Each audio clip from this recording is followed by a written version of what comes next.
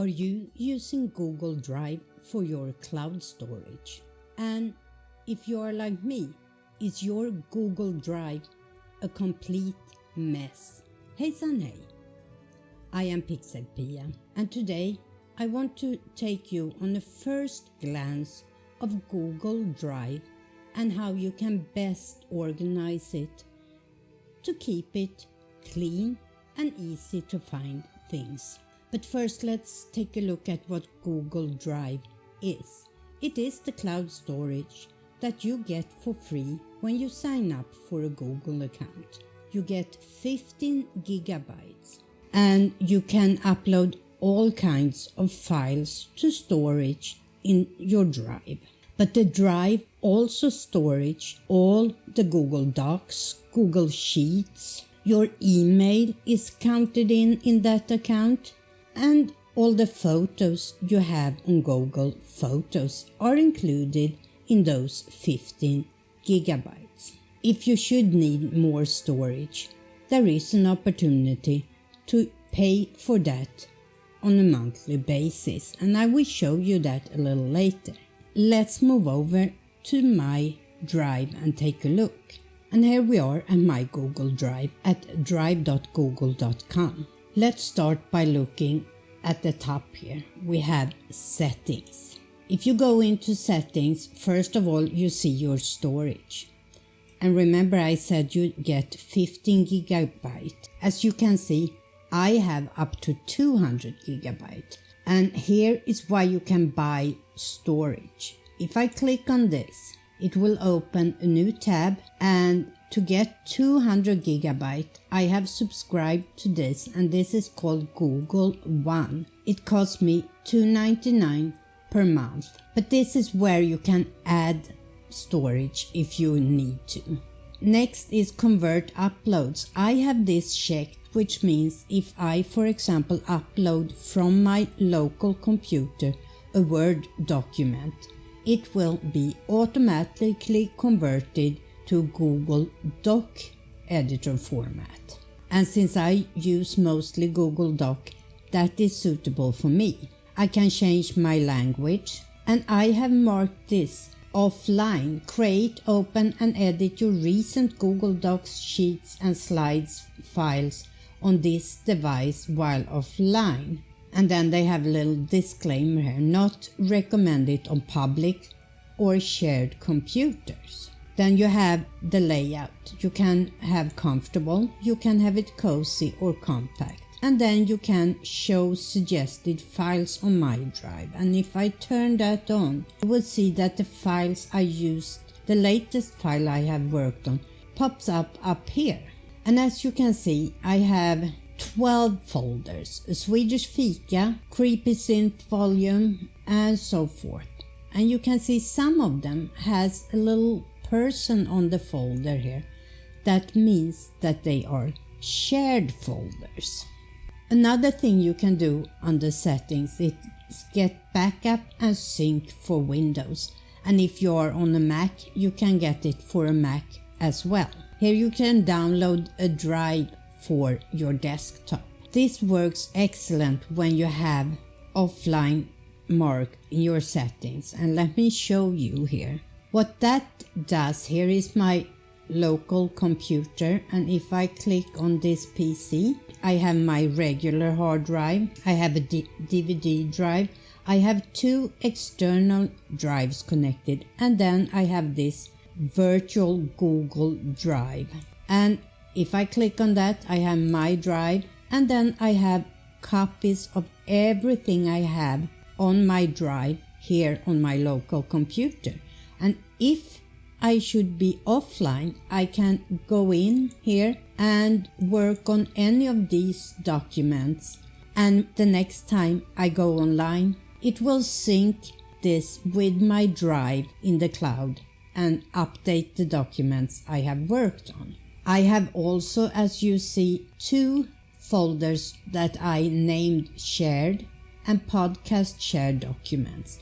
In these two, I have documents that I have shared with other people. They can be documents that I have created for a tutorial that I want people to have access to, and they are all in here. So I have shared this with a link in the description of my tutorial so people can reach these documents and download them.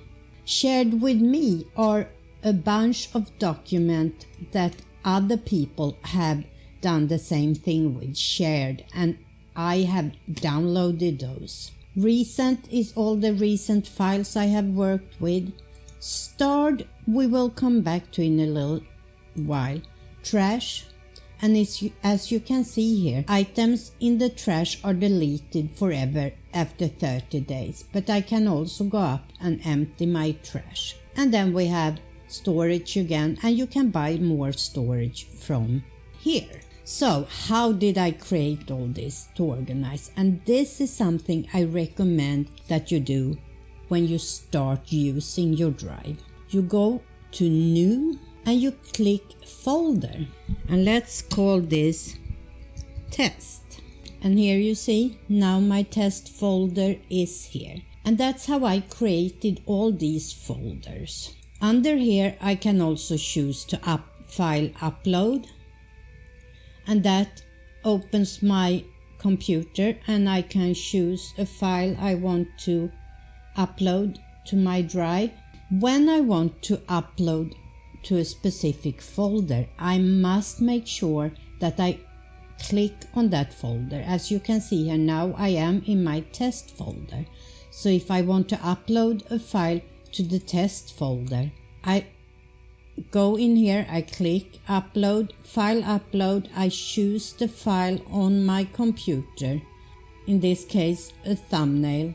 I either double click on it or mark it and click open. And as you can see, this is now uploaded into my test folder on my drive. If I make the mistake of doing this while I'm still in my drive, it will upload and all files I upload will be underneath here. If I do this by mistake, I can grab it and just drag it into the folder. And as you see, now I have 2 copies. If I want to delete one of them, I can just mark it. I can either right click and choose remove, or I can mark it and go up to the trash can up here and click remove. I can do the same thing with a folder I can create it. In this case, test folder. Right click and choose remove, or click on it and go up to the trash can. If I by mistake delete a folder, all the things that's inside the folder will end up in the trash, but I can double click on it and restore it, and now it is back in my drive. Under the plus sign here, you can also start, for example, a Google document. Let's start a blank document here. And this is where I made my biggest mistake in the beginning. When you start a new document, always start by naming it. And let's call this test, just to make it simple for us. If I now close this document, it is here in my drive. All these documents, docs, sheets, slides, forms and more you have, when you create them, they automatically ends up here in your drive. Name your document. That's number 1. Did you see up here? It automatically saved it to my drive. Next to that we have move. If I click there, my drive shows up and all the folders I have here. If I haven't made a folder already for this document, I can make it here and call it test and move here. And it confirms test has been moved from my drive to test. So now when we go back, it has recreated the folder test, and inside that is my document. There are much more to Google Drive, and I will continue this series where I go more into detail with all the functions there is. This was just a very first glance at Google Drive one thing I didn't mention was that it's also available on your phone, either on iPhone or Android. That way you have always access to your files that are stored in Google Drive. Until next time, remember, never stop learning.